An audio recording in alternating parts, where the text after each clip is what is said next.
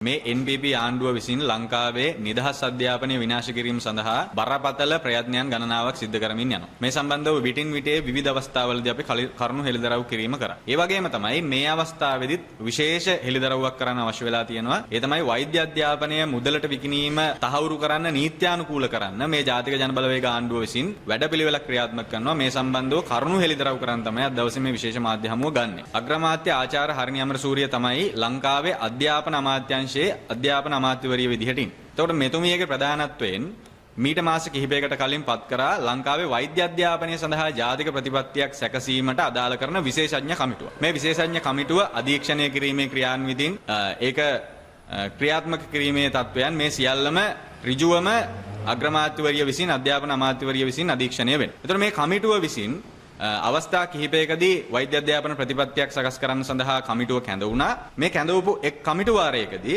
2026 6 වෙනි මාසේ 12 වෙනිදා කැඳවපු කමිටු වාරයේදී තාම පැහැදිලිව තීරණයක් අරගෙන තියෙනවා මේ වෛද්‍ය අධ්‍යාපන ප්‍රතිපත්තිය සකස් කළ යුත්තේ රාජ්‍ය අධ්‍යාපනයට සහ පුද්ගලික අධ්‍යාපනයට කියන දෙයංශයටම ආවරණය වෙන විදිහට තමයි මේ වෛද්‍ය අධ්‍යාපන ප්‍රතිපත්තිය සකස් කරන්න ඕන කියලා තියෙනවා. එතකොට ලංකාවේ පුද්ගලික අංශයක් කියලා එහෙම එකක් මහ ලොකුවට තියෙනවද වෛද්‍ය අධ්‍යාපනය සම්බන්ධව? එහෙම නැහැ. කොතලාවල ආරක්ෂක විශ්වවිද්‍යාලය රනිල් වික්‍රමසිංහ ජනාධිපතිවරයා විදිහට ඉන්න තත්ත්වය යටතේ ලක්ෂ 125කට සිවිල් ශිෂ්‍යයන්ට වෛද්‍ය උපාධිය විකුණන්න බඳව ගත්තා. හැබැයි ඊට විරුද්ධව ශාස්ත්‍රීය විශේෂඥයන්ගෙන් ඒ වගේම නිදහස් අධ්‍යාපනය වෙනුවෙන් වූ ජනතාවගෙන් ශිෂ්‍ය ව්‍යාපාරයෙන් අන්තර් විශ්වවිද්‍යාලයේ ශිෂ්‍ය බල මණ්ඩලයේ ප්‍රමුඛ ශිෂ්‍ය ව්‍යාපාරයෙන් බරපතල විරෝධයක් එල්ල වෙන තත්ත්වයක් තමයි තියෙන්නේ. මේකට විරුද්ධ එළිය සටනක් ක්‍රියාත්මක වෙනවා. ඒ තත්ත්වය යටතේ ආණ්ඩුව විසින් හදන වෛද්‍ය අධ්‍යාපනය සඳහා වූ කමිටුවට ඇතුළු කරන්න යනවා. පුද්ගලික අංශයත් ආවරණය වන විදිහට ඒ සඳහා බලාත්මක වන නීති ගෙනෙමින් තමයි මේ වෛද්‍ය අධ්‍යාපන ප්‍රතිපත්තිය හදන්නේ. ඒ නිසා ඊටාම පැහැදිලිව අපිට කියව ගන්න තියෙන දේ තමයි මේ ජාතික ජනබලවේග ආණ්ඩුවට ඊටාම පැහැදිලි අවශ්‍යතාවයක් තියෙනවා. මෙන්න මේකට අනුව මේ තියෙන මේ වෛද්‍ය අධ්‍යාපන ප්‍රතිපත්තියට අදාළ කොටස මේ කොටසේ සඳහන් වෙන විදිහට ඊටාමත් පැහැදිලිව වෛද්‍ය අධ්‍යාපනයේ මුදලට විකිණීම තව තව ප්‍රවර්ධනය කරන්න එන්න නියමිතව තියෙන වෛද්‍ය උපාධි කඩවලට අවස්ථාව හදලා දෙන්න නීත්‍යානුකූල භාවයක් හදලා දෙන්න මේ ජාතික ජනබලවේග ආණ්ඩුවට අවශ්‍යතාවයක් තියෙනවා. ඒ වගේම තමයි දැන් කලින් ආණ්ඩු මේ වගේ විවිධ උත්සාහයන් විවිධ අවස්ථාවල ගත්තා. ඒක අපිට එකක් සඳහන් කරන්න පුළුවන් වෛද්‍ය අධ්‍යාපනයේ අවම ප්‍රමිතීන් හඳුන්වලා දෙනවා කියලා.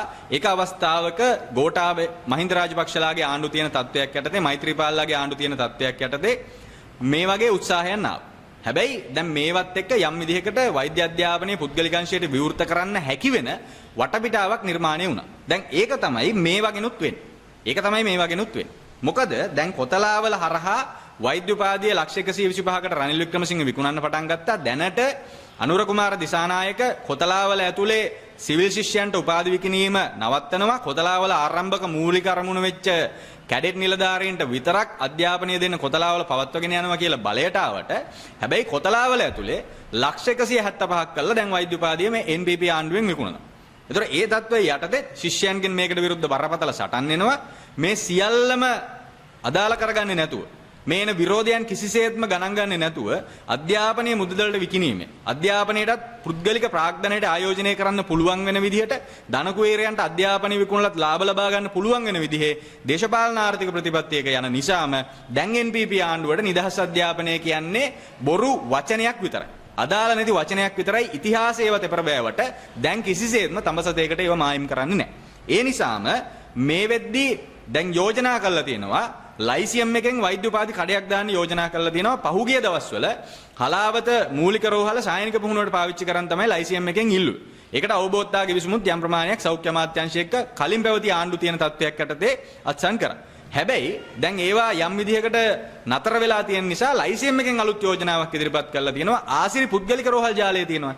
මේ ආසිරි පුද්ගලික රෝහල් ජාලයත් එක්ක බද්ධ වෙලා සායනික පුහුණුව පාවිච්චි කරලා වෛද්‍ය උපාධි කඩයක් දාන්න යෝජනා කරලා තියෙනවා. ඒ වගේම තමයි ස්ලිට් එකෙන් එහෙම දාන්න යෝජනා කරලා තියෙන්නේ. ඒ වගේම තමයි කලින් රනිල් වික්‍රමසිංහගේ ආණ්ඩුව තියෙන කාලේ ලයිසියම් ස්ලිට් ගේට්වේ NSBM කියන ආයතන වලට වෛද්‍ය උපාධි කඩ දාන්න රජයේ රෝහල් එක්ක එකඟතාවයන් වලට අවතීර්ණ වුණා. රජයේ රෝහල් එක්ක කිවිසුම් ගත වුණා. ඒවා කිසිම එකක් තවම මේ ආණ්ඩුව පත්වලත් අහෝසි කරලා නැහැ. තවදුරටත් ඒ නීතිමය තත්ත්වයන් ඒ විදිහටම වළංගු වෙලා තියෙනවා. එතකොට අපිට කියව ගන්න තියෙන දේ තමයි දැන් මේ NPP ආණ්ඩුව වෛද්‍ය අධ්‍යාපන ප්‍රතිපත්තියක් හදනවා. ඒ වෛද්‍ය අධ්‍යාපන ප්‍රතිපත්තිය ඇතුලේ පුද්ගලික අංශයට නීත්‍යානුකූල භාවයක් දෙන්න යනවා.